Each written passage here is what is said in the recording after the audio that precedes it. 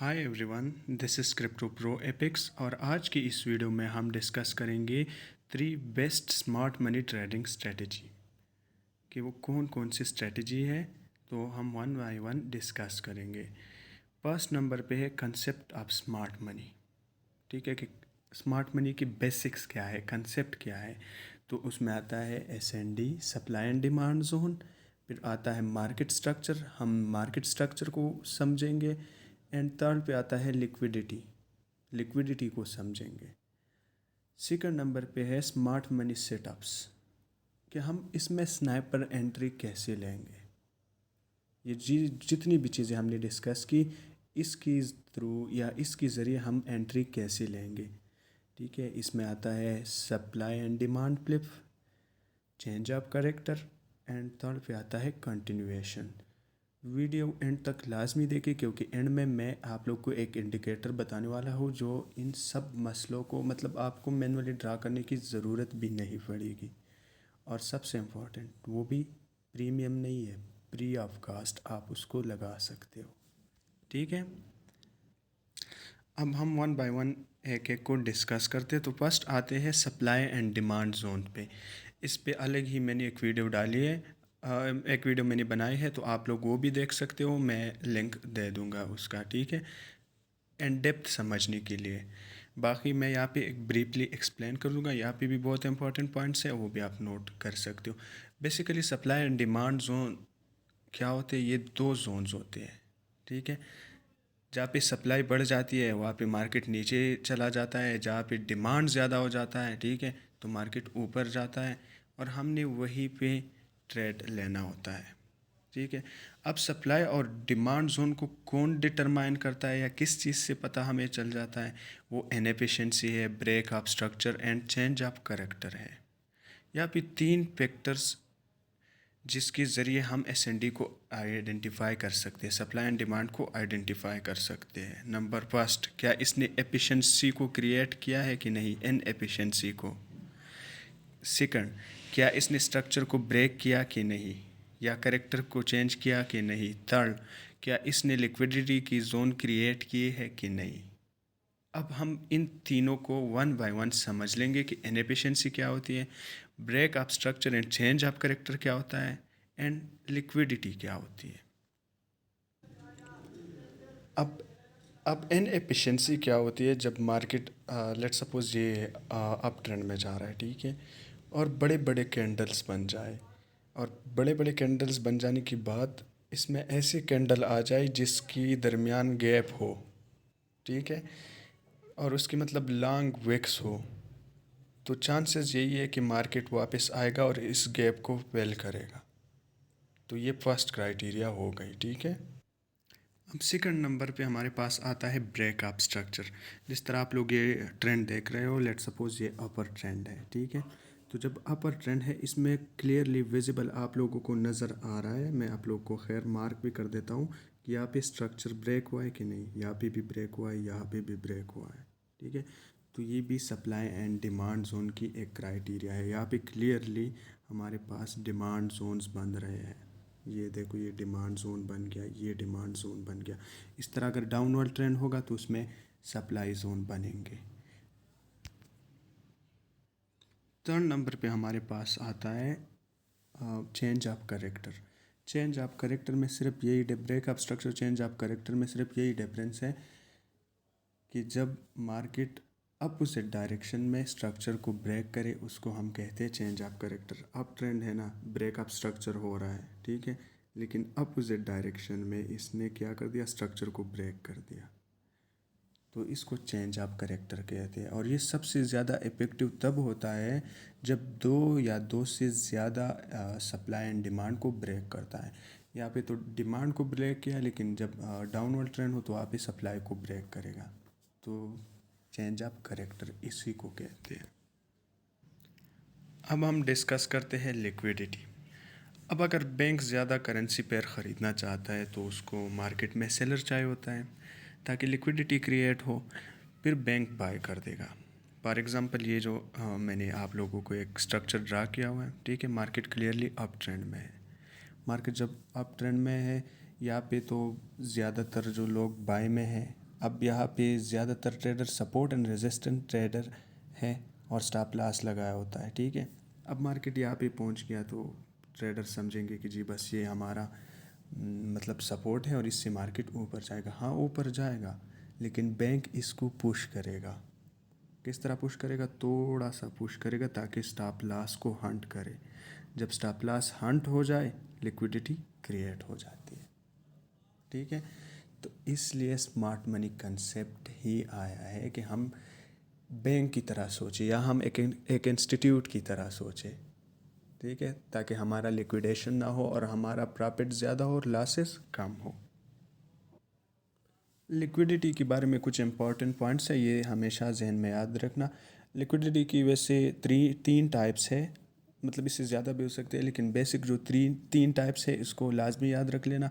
एक लिक्विडिटी होती है इक्वल हाई, और इक्वल हाई हाई जब बन जाता है तो उसकी वजह से एक लिक्विडिटी क्रिएट, लेट सपोज ये इक्वल हाई, ये इक्वल हाई बन गया, ठीक है, तो यहाँ पे लिक्विडिटी होगी। और एक इक्वल लो वाली लिक्विडिटी होती है, ठीक है, कि मतलब इक्वल लो वाली, और थर्ड पे आती है ट्रेंड लाइन लिक्विडिटी। तो इसकी यहाँ पे लिक्विडिटी एग्जिस्ट करती है और यहाँ पे लिक्विडिटी एग्जिस्ट करती है। बेसिकली लिक्विडिटी जो है ये स्टॉप लॉस की वजह से क्रिएट हो जाती है। जहाँ पे जितनी ज़्यादा स्टॉप लॉस हो वहाँ पे उतनी ही ज़्यादा लिक्विडिटी होती है। अब हम डिस्कस करते हैं नेक्स्ट जो टॉपिक है वो है ऑर्डर ब्लॉक्स। ऑर्डर ब्लॉक्स भी मेरी एक वीडियो आई है, काइंडली आप लोगों को अगर इसकी समझ नहीं है, क्योंकि एक ब्रीफ डिस्क्रिप्शन है, आप लोग वो वीडियो काइंडली देख लीजिए, लेकिन यहाँ पे मैं ब्रीफली एक्सप्लेन कर दूंगा। Order blocks optimise SND zone होते हैं, सप्लाई एंड डिमांड जोन होते हैं, लेकिन ऑप्टिमाइज होते हैं। लास्ट जो कैंडल जिसकी वजह से इनएफिशिएंसी क्रिएट हो गई है, हम उसको एज आ ऑर्डर ब्लॉक कंसिडर करते हैं।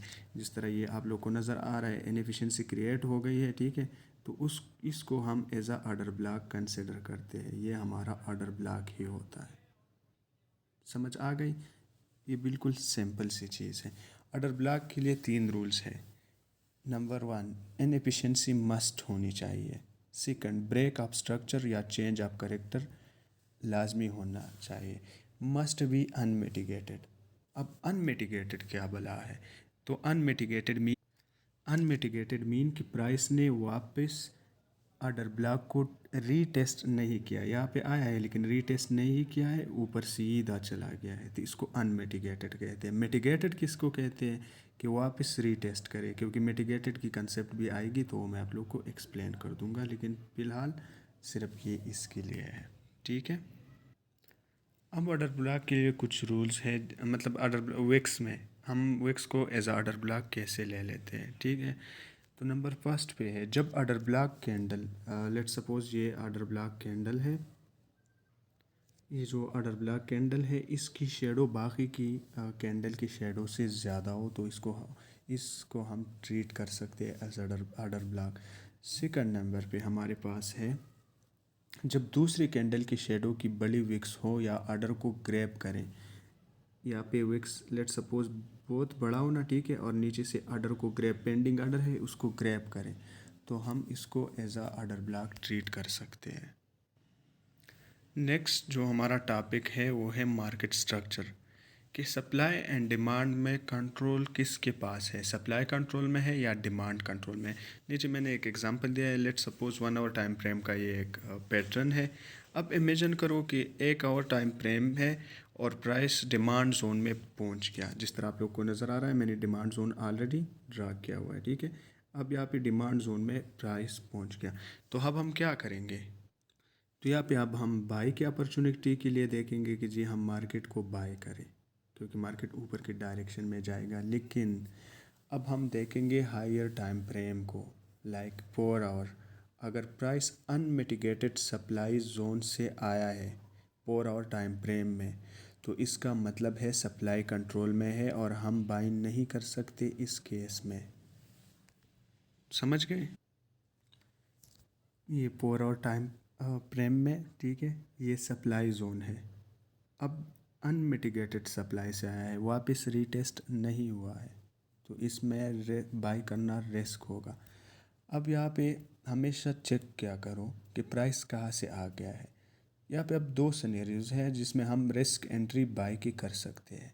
First number, 4 hour time frame को ब्रेक किया और फिर नीचे आया है तो हमें बुलिश बाई मिल सकती है। ठीक है, मार्केट गया यहाँ पे ब्रेक करके फिर वापस आया है, तब हम बाय कर सकते हैं डिमांड जोन पे। सेकंड, प्राइस ने स्ट्रक्चर को ब्रेक कर लिया लेकिन अनमिटिगेटेड 4 आवर टाइम फ्रेम में नहीं पहुंचा।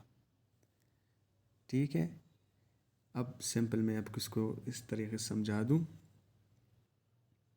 लेट सपोज ये प्राइस तो इसने ये थोड़ा सा सप्लाई को ऊपर कर देते हैं। अब यहाँ पे मार्केट ने तो स्ट्रक्चर को ब्रेक किया हुआ है, यहाँ पे स्ट्रक्चर ब्रेक है लेकिन सप्लाई तक नहीं पहुँचा है। अभी जो अनमिटिगेटेड 4 आवर टाइम फ्रेम की सप्लाई है वहाँ तक नहीं पहुँचा है, तो अब हम इसमें बाय ले सकते हैं। चलो नेक्स्ट एक और एग्ज़ाम्पल ले लेते हैं जिससे आप लोग को अच्छी तरीके से समझ आ जाएगी।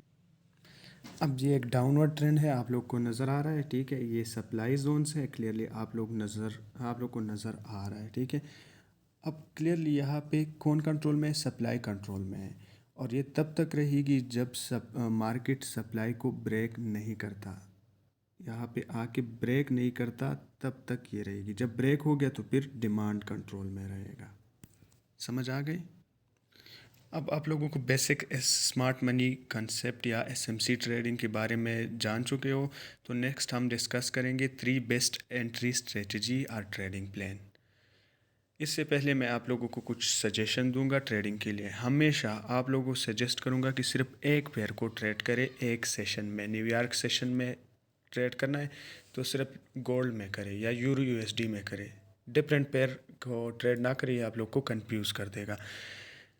सेकंड जो सजेशन है मेरी वो ये है कि लंदन या न्यूयॉर्क बेस्ट चॉइसेस है ट्रेडिंग के लिए। और थर्ड, ज़्यादा ट्रेड की ज़रूरत नहीं है, बस 2-3 आवर स्टडी करे। ठीक है, 1 या 2 सेशन को ट्रेड कर दे, प्रॉफिट लेके निकल जाए। और ट्रेडिंग से नुकसानात भी बहुत ज़्यादा होते हैं, और एट द एंड हम फाइनेंशियल फ्रीडम के लिए ट्रेडिंग कर रहे हैं, तो अगर आप फिर वही से 10-15 घंटे काम कर रहे हैं तो फिर क्या मतलब ट्रेडिंग का। अच्छा, अब हम डिस्कस करेंगे ट्रेडिंग प्लान। ठीक है, ट्रेडिंग प्लान की हमारे 2 स्टेप्स हैं। Number first, analyse market structure and higher time frame. Market structure को हायर टाइम फ्रेम में एनालाइज करें, लाइक 1 आवर 4 आवर, ताकि हमें पता लग जाए ना कि कंट्रोल में कौन है, मार्केट की डायरेक्शन कहाँ पे जा रही है, सप्लाई कंट्रोल में है या डिमांड कंट्रोल में है। सेकंड पे ऑर्डर ब्लॉक्स को फाइंड करें। थर्ड, हम lower time frame 15 minutes 5 minutes को ऑब्ज़र्व करते हैं ताकि हम एंट्री ले सकें। और हम एंट्री किस चीज़ पे लेते हैं? 3 टाइप्स ऑफ एंट्री पैटर्न, जो कौन कौन से हैं? एक है S and D flip, second change of character, and third continuation. एक एक को अब हम डिस्कस करते हैं और एंट्री कैसे लेनी है वो भी डिस्कस करते हैं। एसएनडी फ्लिप मीन सपोर्ट और डिमांड का फ्लिप होना, चेंज होना। अब लेट सपोज मैंने एक एग्जांपल दी है, मार्केट अप ट्रेंड में जा रहा है। ठीक है, अप ट्रेंड में जा रहा है, हायर हाई बना रहा है, लेकिन लास्ट में पहुंच के वो नेक्स्ट हायर हाई नहीं बनाया, स्ट्रक्चर को ब्रेक नहीं किया, और इंस्टेड उसने डिमांड को ब्रेक किया। ठीक है, ये अब डिमांड है, इसको ब्रेक कर दिया, तो अब कंट्रोल में कौन आ गया? डिमांड कंट्रोल में आ गया। समझ, सॉरी, सप्लाई कंट्रोल में आ गई। जब सप्लाई कंट्रोल में आ गई तो अब हम यहाँ पे एंट्री ले सकते हैं। जब मार्केट वापस रिटेस्ट करे तो हम सेल की डायरेक्शन में एंट्री ले सकते हैं, और हमारा टारगेट कौन सा होगा? Next demand zone. रिमेंबर, ये स्ट्रेटजी तब वैलिड होती है जब डिमांड ब्रेक हो, और वो भी इनएफिशिएंसी के साथ, मीन बड़े बड़े कैंडल स्टिक बन जाए। नेक्स्ट जो टॉपिक है वो है चेंज ऑफ करेक्टर पैटर्न। ये पैटर्न तब बन जाता है जब मार्केट हायर टाइम फ्रेम में सप्लाई या डिमांड को मिटिगेट करे। मिटिगेट मीन सिंपली रीटेस्ट करे। फॉर एग्जांपल, ये एक 4 आवर टाइम फ्रेम है, डाउनवर्ड डायरेक्शन में जा रहा है, और यहाँ पे मार्केट आके 4 आवर सप्लाई को रीटेस्ट करता है, यहाँ पे रीटेस्ट करता है ना। ठीक है, तो हमें सेल की डायरेक्शन में यहाँ पे एंट्री मिल सकती है अगर इसने एसएनडी फ्लिप नहीं किया, स्ट्रक्चर को ब्रेक नहीं किया तब। अब ये चेंज ऑफ करेक्टर जो सीन है, ये तब इफेक्टिव होता है जब ये दो या दो से ज़्यादा एसएनडी को ब्रेक करे, जब ये एसएनडी को मिटिगेट करे, रीटेस्ट करे, या जोन को इम्पल्सिवली ब्रेक करे, तो उसी डायरेक्शन में हम एंट्री ले सकते हैं। अब हम नेक्स्ट सेटअप को डिस्कस करते हैं। इस सेटअप को हम कंटिन्यूएशन सेटअप कहते हैं। मार्केट या अपवर्ड डायरेक्शन में या डाउनवर्ड डायरेक्शन है और उसी डायरेक्शन में हम ट्रेड लेके प्रॉफिट लेके निकल जाते हैं। ठीक है, अब मार्केट हायर हाई बना रहा है, लेट्स सपोज नीचे के एग्जांपल में ये हमारे साथ मतलब बहुत सारे ट्रेड की मौका दे सकते हैं हमें, लेकिन इसमें रिस्क मैनेजमेंट ज़रूरी है क्योंकि ये लॉसेस भी करवा सकते हैं। यहाँ पे हमने ली, यहाँ पे निकल गए, यहाँ पे ली, यहाँ पे निकल गए, तो इसको कंटिन्यूएशन सेटअप। अब मैं जो ये सारी कहानी थी 3 बेस्ट ट्रेडिंग स्ट्रेटजीज़ की according to SMC smart money concepts, फिर उसकी एंट्रीज पॉइंट थे। अब हम लास्ट में डिस्कस करेंगे कि अगर आप ये खुद ड्रा नहीं कर सकते तो डोंट वरी, आपके लिए एक फ्री इंडिकेटर है, उसके थ्रू आप ड्रा कर सकते हो। ट्रेडिंग व्यू पे आ जाओ, ट्रेडिंग व्यू पे आके आप एपेक्स पे क्लिक करो, इंडिकेटर्स पे, ठीक है, और यहाँ पे आ जाओ smart money concept lux Algu के इंडिकेटर है, इस पे क्लिक करो। यहाँ पे क्लिक कर दिया, अब देखो boom, break up structure, strong high, change of character, equal highs, सब कुछ आप लोगों को विजिबल है। इसके थ्रू आप कर सकते हो, ट्रेड कर सकते हो, मैनुअली भी ड्रा कर सकते हो और इसके थ्रू भी कर सकते हो। ठीक है, so this is all about 3 best trading strategies. अगर आप लोगों ने और इस एसएमसी रिलेटेड वीडियोस देखनी है तो काइंडली कमेंट, मैं कोशिश करूँगा कि उस पर वीडियोस बनाऊँ। और चैनल को लाइक करें, सब्सक्राइब करें और प्रॉफिटेबल ट्रेडर बन जाए। Good luck.